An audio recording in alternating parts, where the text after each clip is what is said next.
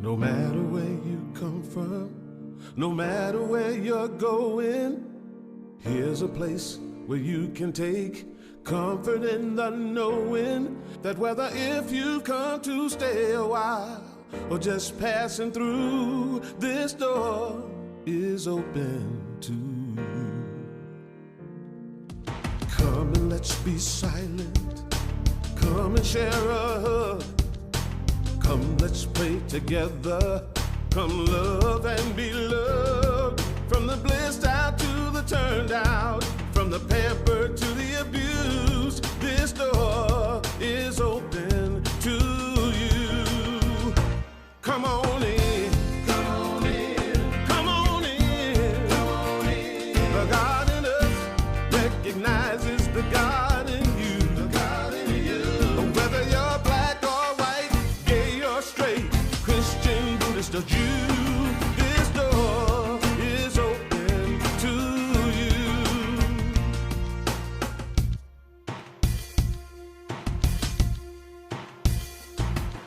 If there's some kind of trouble or pain you're going through, know that you are not alone and someone cares for you.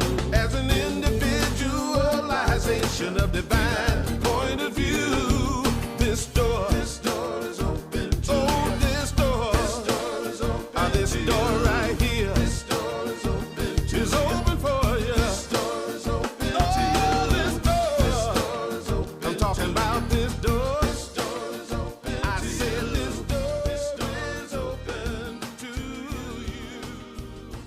Come on. Good morning, everyone. My name is Reverend Christy. I am the Associate Minister here at Unity of the Blue Ridge, and I want to welcome you. Reverend Darlene is out of town, and we have a wonderful guest speaker today, Meagen Gosiewski. She is a ministry intern, and she will be sharing a message with us that is a continuation of our new series, which is 5 Spiritual and Social Advancements, and we'll be speaking on peace and nonviolence. So welcome to the live streamers out there, and if you could just take a look around at everyone and just kind of say hi and namaste and turn around and give a namaste to our global community. All right. So also, now is the time. We have Reverend Gabby here. The children are now meeting indoors in the multipurpose room. So if you have children that you would like to participate in the youth program, now would be the time to go see Reverend Gabby right over here by the door, and Reverend Barbara Ann. Aw. All right, we just send our children off with a blessing, and we honor you, we bless you, we appreciate you, and we behold the divinity in you.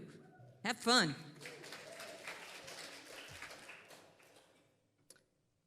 And so now let's continue by centering ourselves and going into prayer. What I know is this: there is one life, one power. It is love, it is peace, always seeking to express itself in and through and as each of us. And as we center into that awareness, a peace prevails. Love relaxes our being, and we recognize that divinity in one another. It is this truth with a capital T that I and we strive to achieve. And so we gather here this day in that awareness, claiming our divinity, waking up. We allow it to be, and with deep, profound gratitude, we simply let it go and celebrate it. And so it is. Amen.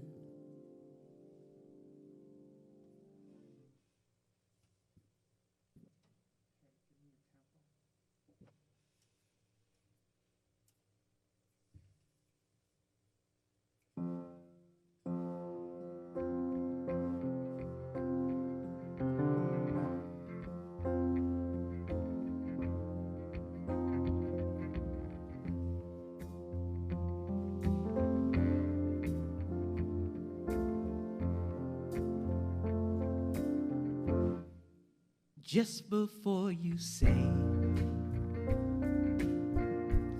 something you can't take away.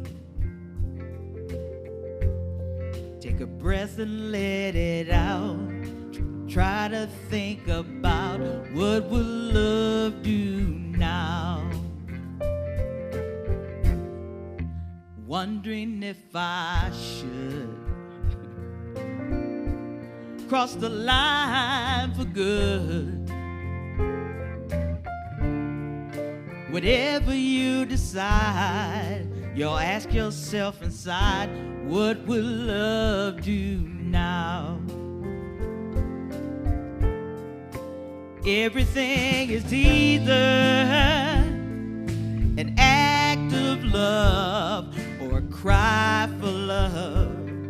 That's why for love we try for love. In the end, that's all we know that's real. Whether right or wrong, whether right or wrong, doesn't matter just how long, doesn't matter just how long. As you let your heart decide and ask yourself, what will love do now?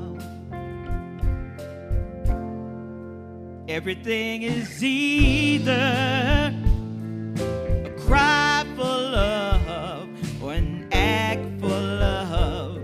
That's why for love we try for love. In the end, that's all we know as real.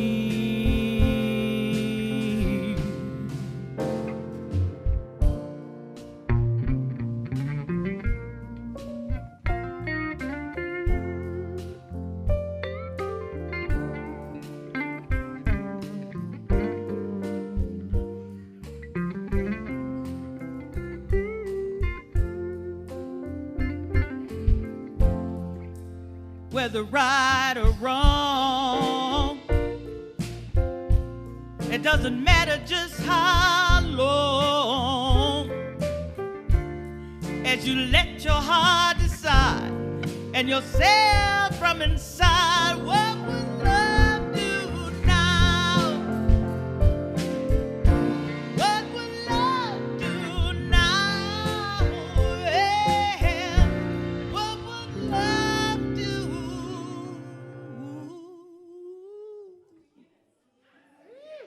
now?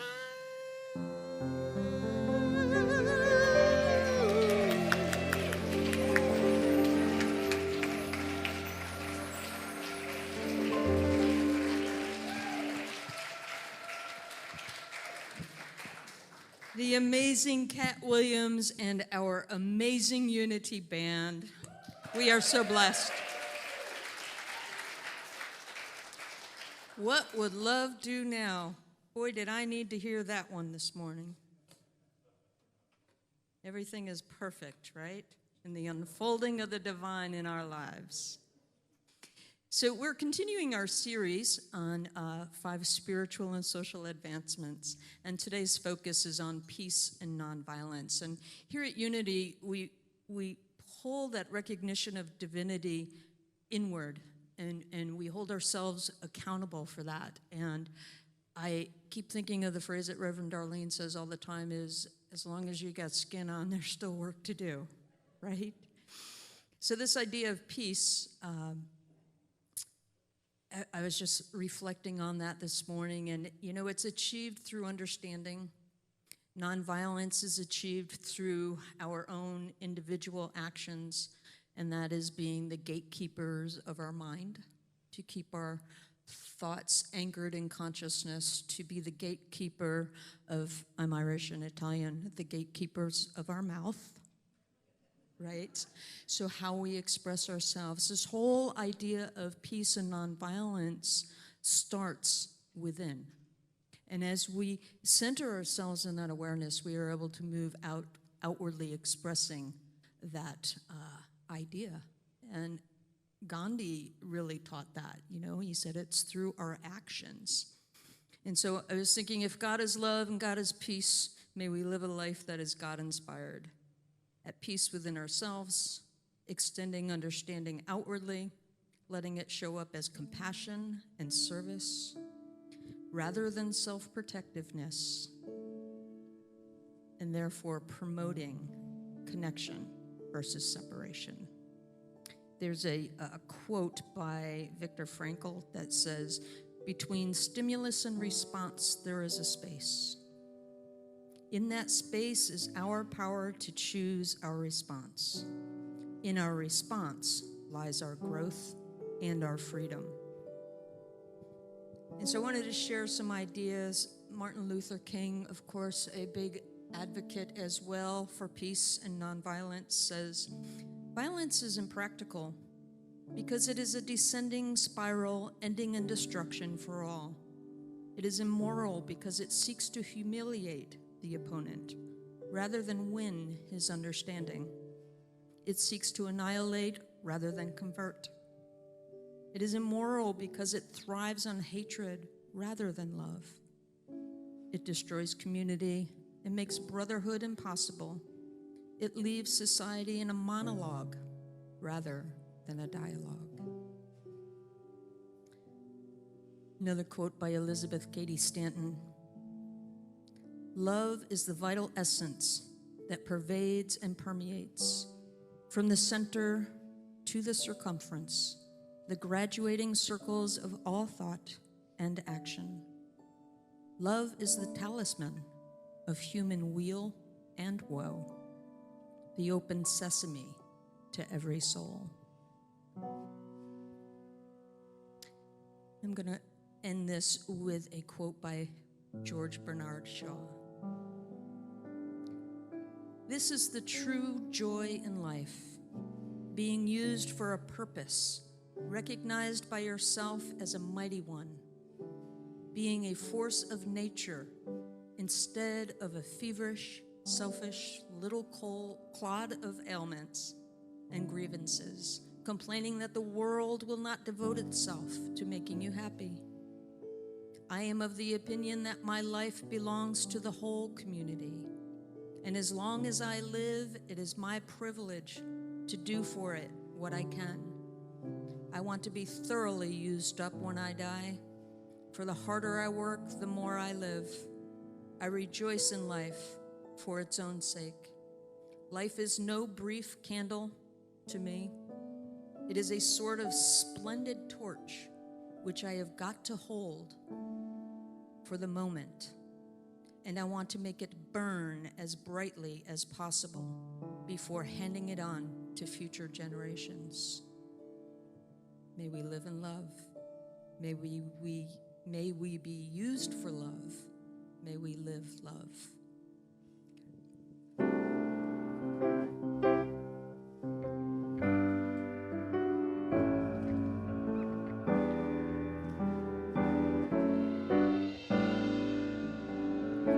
Oh, use me.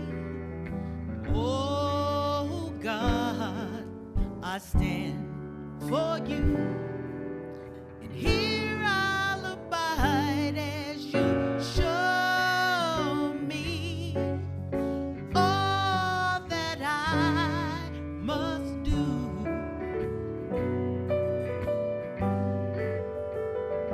Let me tell you, I used to think God was the sun and God is the sun. God's so much more than the earth or the stars of all of creation. God is creator, all in all, and God needs us to shine His light as me, as you. So use me, oh God, I stand for you.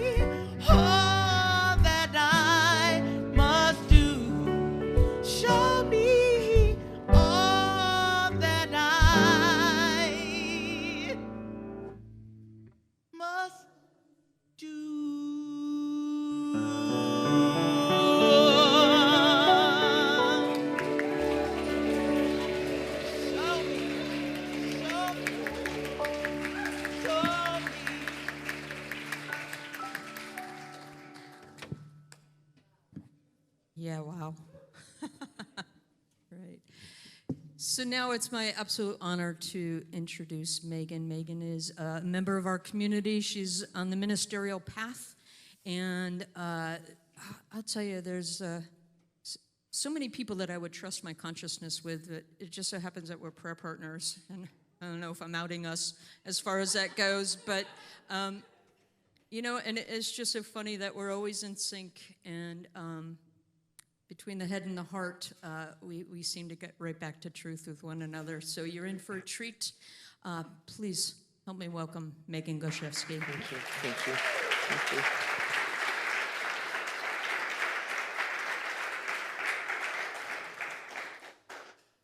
Good morning.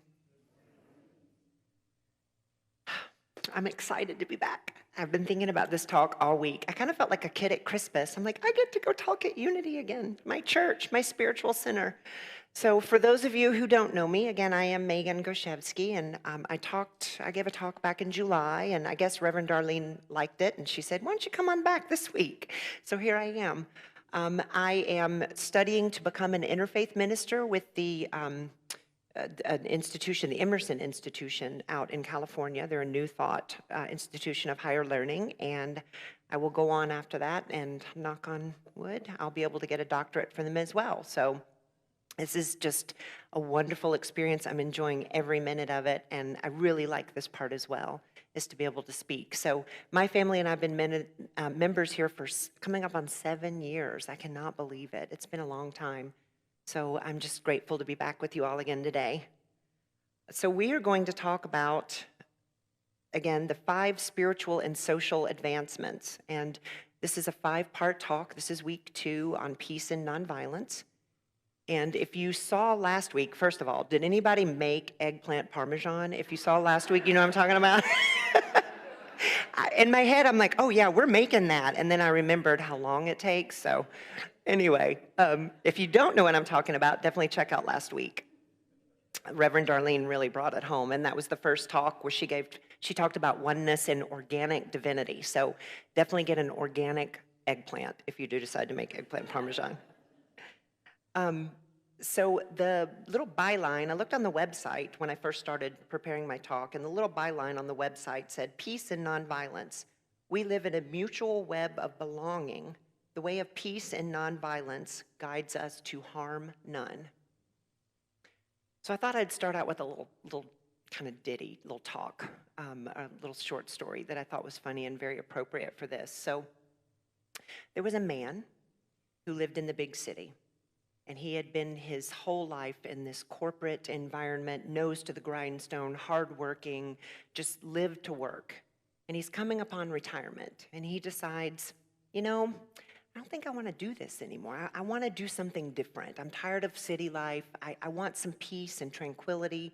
So he decided to move to a really small town.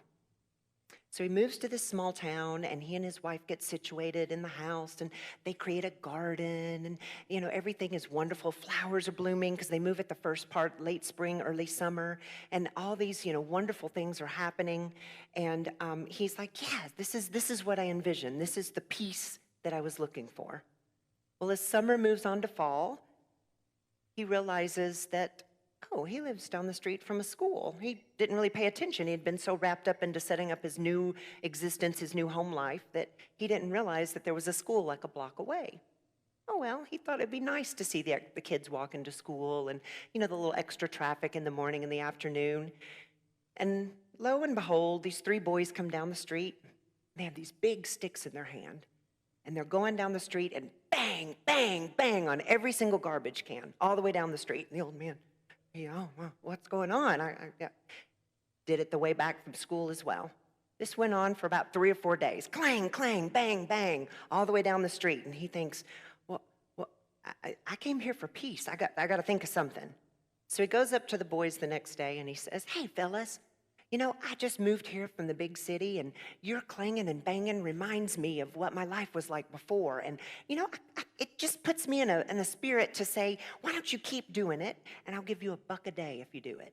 And the guys are like, oh, yeah, mister, sure, we'll do that. Clang, clang, bang, bang. Goes on for about 3 or 4 days.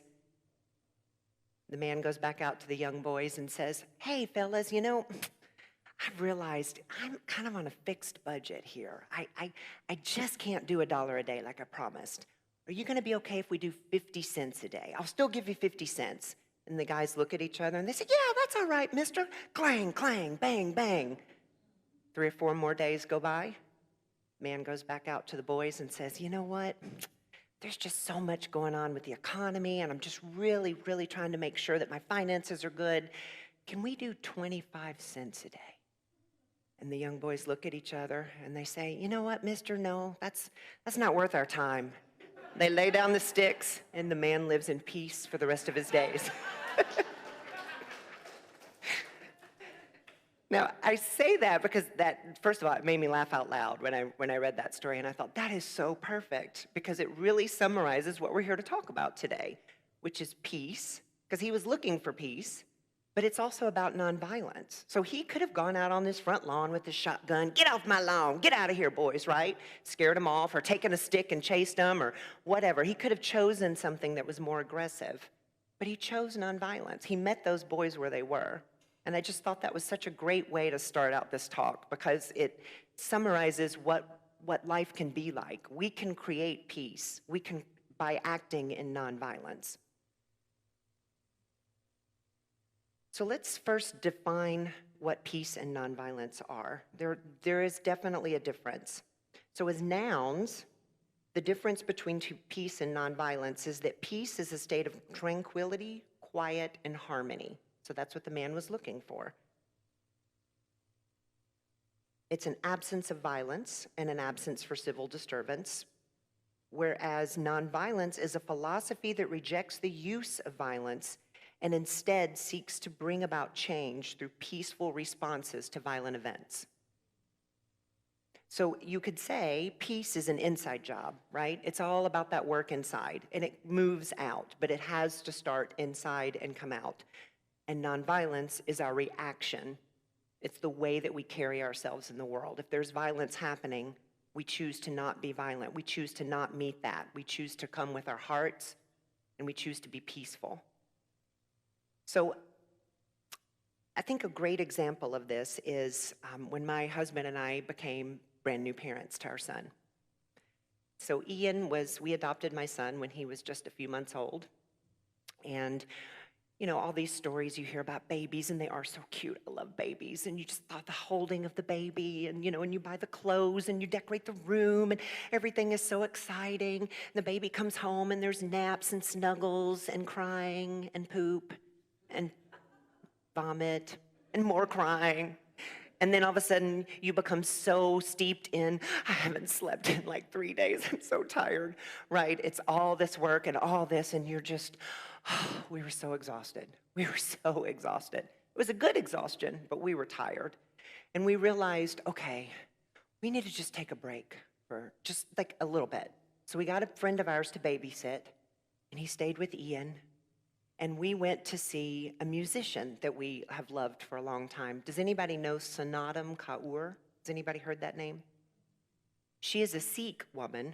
She's an American. She lives here, she's born and raised in America, but she's was raised in the Sikh community.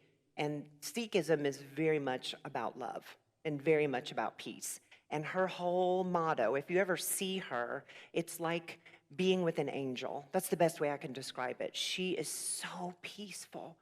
It's just this, like, I can't even describe the experience that you have when you see her. And she's actually come to Asheville too. We got to see her a few years later. But this was back when we were brand new parents, and we just thought, you know, we'll have this experience. It'll bring us some peace, and then we can come back and be refreshed. So we're sitting, and she plays, and she has this instrument. I've never seen anything like it. It's like a box and an accordion wrapped into one. And she plays this music, and her voice is just, like I said, like an angel. And so we're sitting there, and we're in this large auditorium, and we're kind of about halfway up. And so you can see her down at the bottom. And as she's singing this one song, you can see this wave of peace. I can't describe what it was like in words, because words don't do it justice, but you could literally see it coming up, and people were relaxing their shoulders, and people were putting their heads down, and there was like a state of bliss on the faces, and it was coming, and it was coming, and then all of a sudden it comes through us, and you feel this wave, and it's like this pure ecstasy, like the Garden of Eden, what I would think it would be like, just pure joy.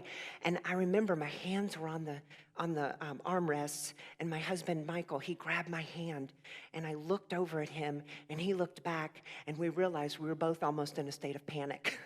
We were so, because we had been so steeped in this idea of taking care of Ian and making sure he doesn't cry, and sometimes getting in the car and driving for like an hour and a half so he would sleep, just so we could have peace, right? We were so hyped up from this experience that this peace, this divine, radiant joy that came through us scared us to the core. And then we had to process, and then we were like, why did that scare us? Like, that's how we want to be. What is it about us that felt so far away from the Garden of Eden? It was like way over there, and we kept reaching, and we couldn't get it. And so we realized, okay, we got some work to do.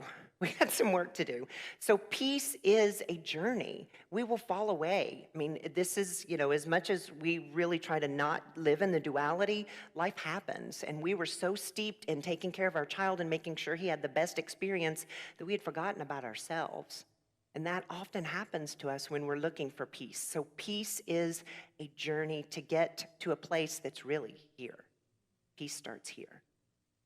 So I encourage you all, as you're thinking about that today, to always just take a few deep breaths. I've recently started Qigong, and my dad's a Qigong dad. If you're watching, you should be. I hope you're watching now. He's a Qigong teacher, and that is a lot about breathing and peace, and it's just an amazing experience. So those peaceful experiences, I hope that you're crafting in your life throughout the day, really. It's sometimes it's day by day, sometimes it's minute by minute. These past 2 weeks at my work have been really challenging, and I've been really struggling to stay focused and stay in peace and not in frustration. So I want to read a little bit from this book, because I think this kind of summarizes peace so beautifully. So as you know, we're all New Thought people here, right? And if you're not familiar with the term, New Thought is really kind of the umbrella or the greater philosophy of where unity finds itself. And so New Thought is a way of being and thinking. So we pray affirmatively, we think affirmatively, we believe that we can really co-create with the divine, we can kind of co-create what we want to see in our lives.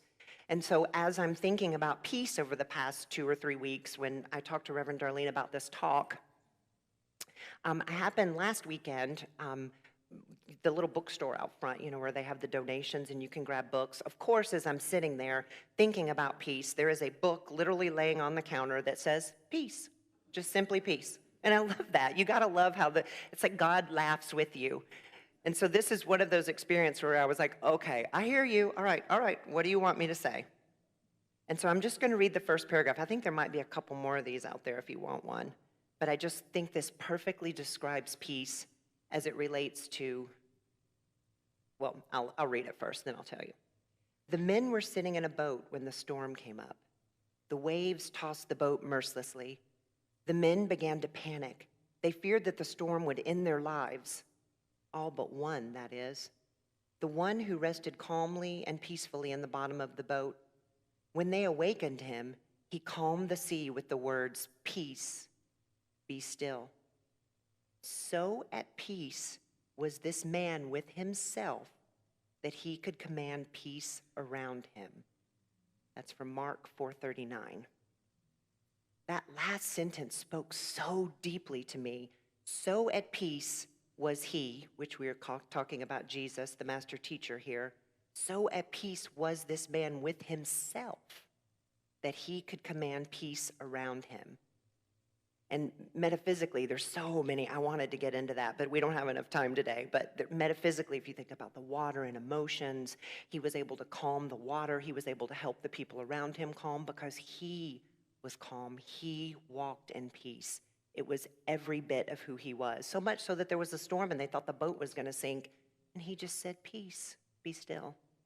So I wish you all, it reminds me of that story that Reverend Darlene told a few weeks ago about the dog trainer that kept saying, "Stay, stay." And then she realized, oh yeah, I can use that in my mind. My mind can say, "Stay, stay when it goes off on these tangents of, oh my goodness, what's happening in the world, and that I encourage you to use that, or peace, be still. That one really spoke to me. So let's move on to nonviolence.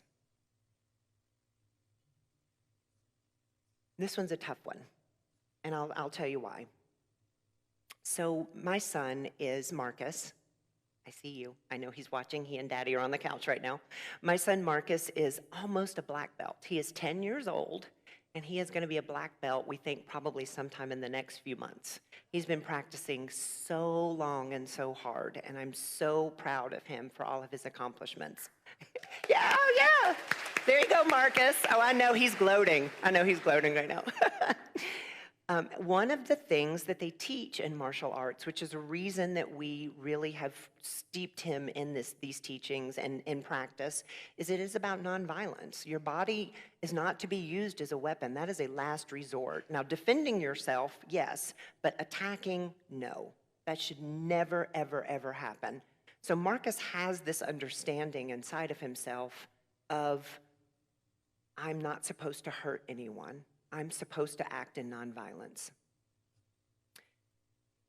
And as a mother, for those of you who don't know, both of my sons are African American, and as a white mother of children of color, I'm learning so much about the world. I'm learning quite a bit, and I'm trying to help educate him the best I can as someone who can never walk in his shoes, but can at least be sensitive to his experience in the world and what I can do to give him tools to be successful.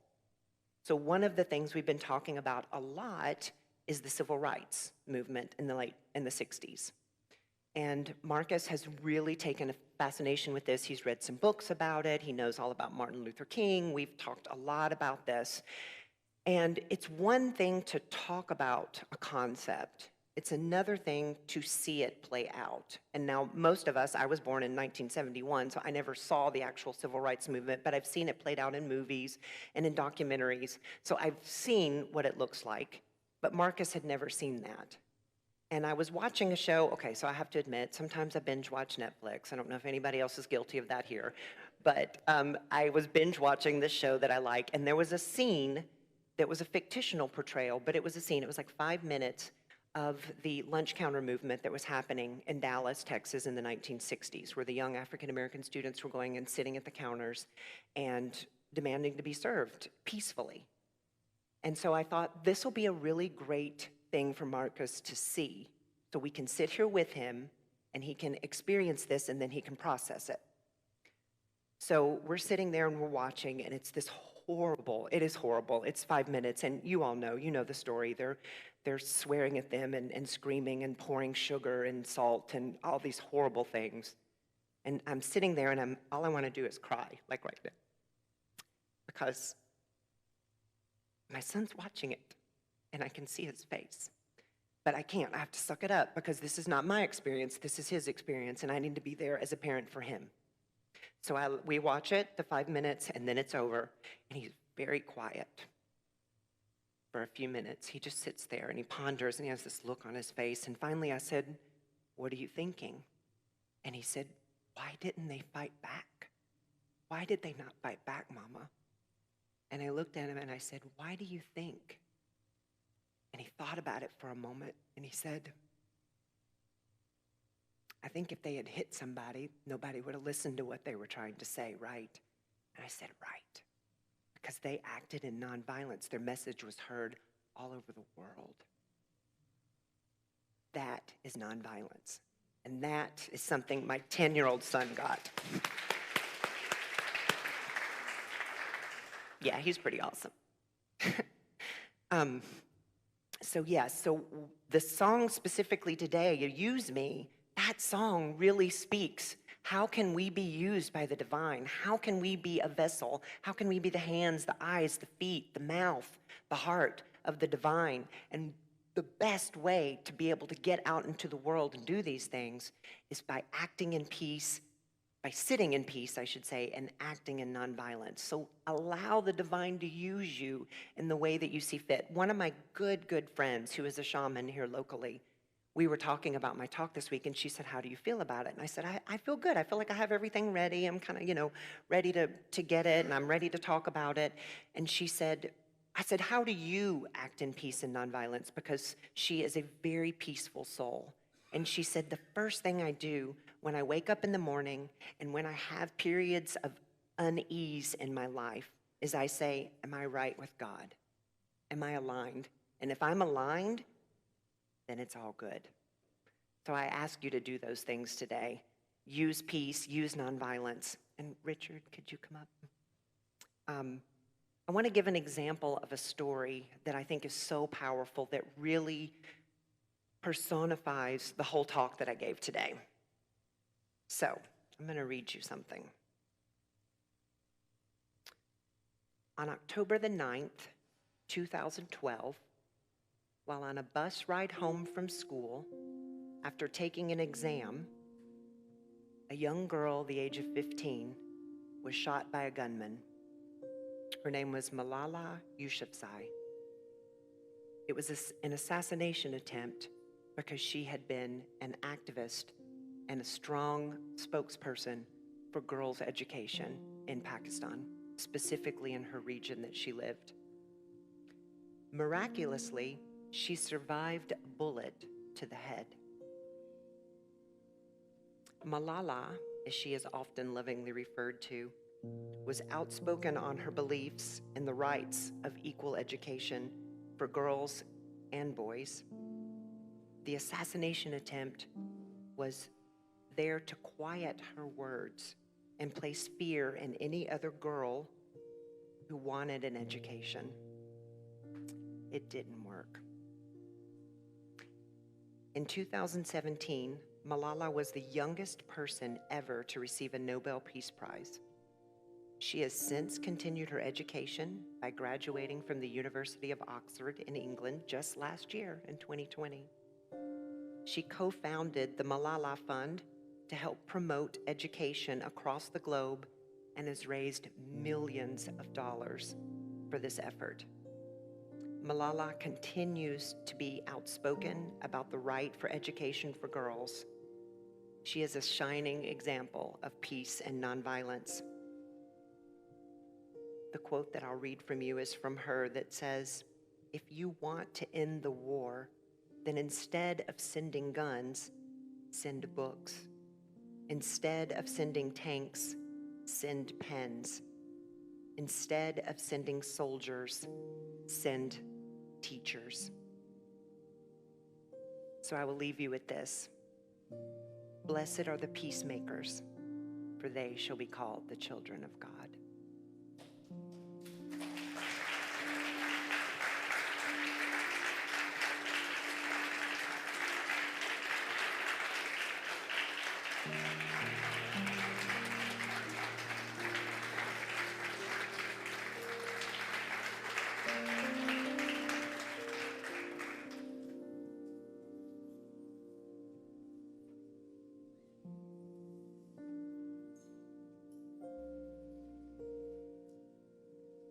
So let's bring this into our hearts and minds right now.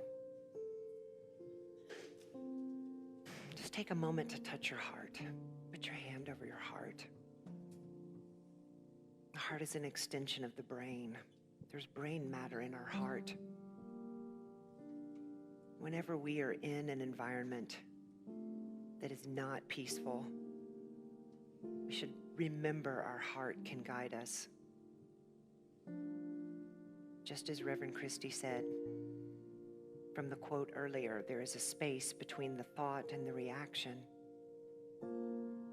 And in that reaction, if we bring ourselves to our heart, we center ourselves in peace. Peace is a journey. And if we find ourselves not in the Garden of Eden, the Garden of Peace, may we remember through our heart that it is always accessible, always there, always within reach. And if situations arise where we feel that we have to react in some way, may we always be guided in nonviolence. May we always be guided in perfect peace, peace that passeth understanding.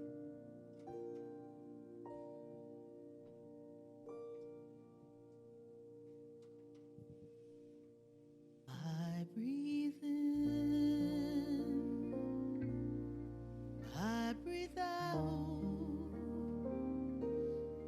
I take in, I give out, I let love, and I let go.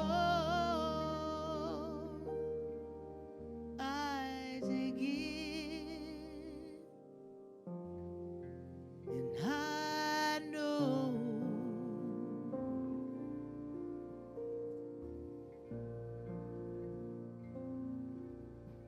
I breathe in, I breathe out, I take in, I breathe out, I let love, and I let go. I take it, and I know.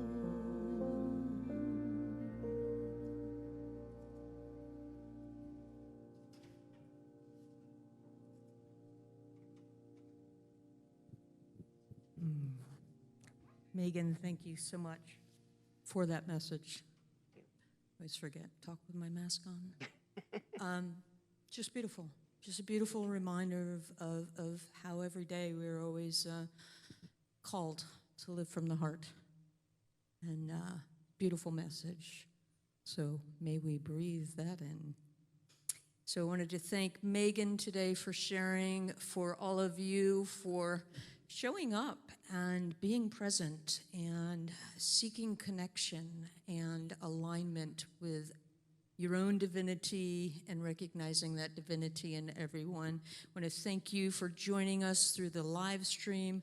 We have a community that stretches far beyond this area, this state, this country. We are actually a global movement. Yeah, we are a global community. And for that, I'm so grateful, because that's what love does, and that's connection. And thank you for your continued support, all the ways that you participate in this community, and your financial gifts help to keep the doors open and allow us to do the work. And you are a huge part of that. I like to say you put the U in unity. So thank you for your contributions. And for those of you who are here, there are many ways to donate. You can donate online, and you can also, if you are here today and want to provide a love offering, there are blue boxes out in the lobby that you can stop and add your love to. So thank you for that. And parents, remember your children. They're back there instead of out on the patio. And now we're just going to shake it up a little with Kat and our band.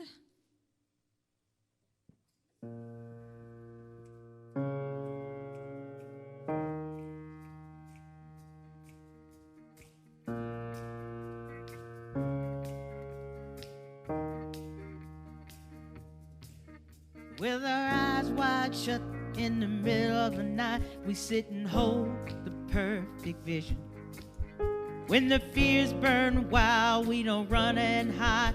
We see a world with no division. We see with one love, one heart, one drum beating to a song that is singing us home. We dancing wide light under the starlight.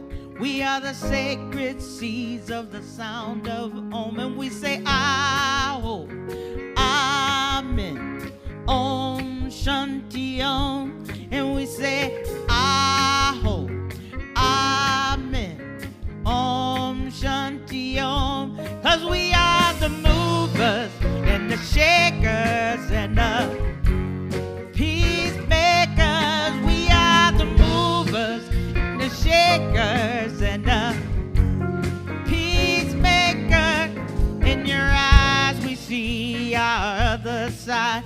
are perfectly clear reflection. There are no others, there is only Mother, and she's taking us in one direction. Love is our weapon, music our religion. Peace is the power, peace is our mission. We don't separate or dominate. We appreciate and celebrate.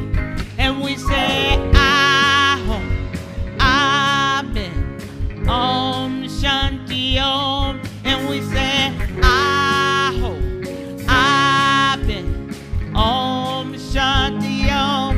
'Cause we are the movers and the shakers and the peacemakers. We are the movers and the shakers and the peacemakers. We can go higher, higher, higher still, and we can get louder, louder, louder. Yes, we will. We feel the power in the present, and it's not all, it's a measure in our space. We don't get lost in thought or drown in drama. We're the guardians of this place. We are with one love, one heart, one drum beating us home. We dance in white light under the moonlight. We are the sacred sings of the sound of Om.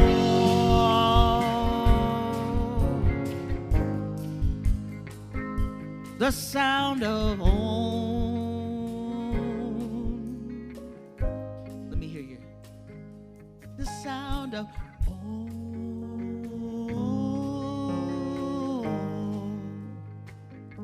The sound of Om. 'Cause we are the movers and the shakers and the peacemakers. We are the movers and the shakers and the peacemakers. And we say, Aho, Amen, Om Shanti Om. And we say, Aho, Amen, Om Shanti Om. Stay with me. We say, Aho, Amen, Om Shanti Om. And we say, Aho, Amen, Om Shanti Om.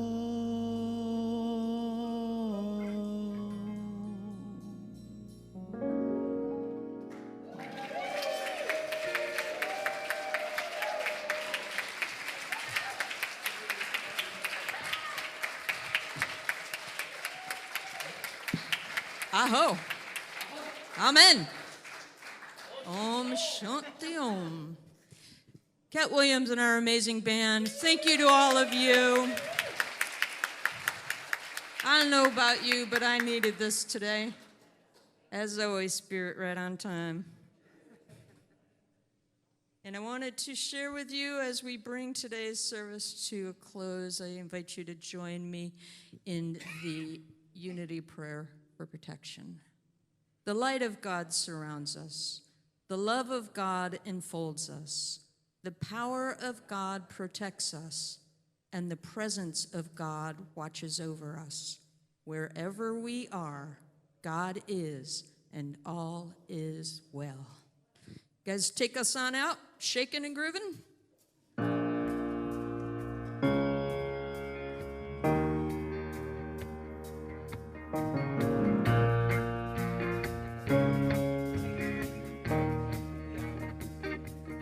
We are the movers and the shakers and the we are the movers and the shakers and the peacemakers. And I say, Om Shanti Om. And I say, Aho, Amen, Om Shanti Om. Say it again. I say, Aho, Amen, Om Shanti Om. And we say,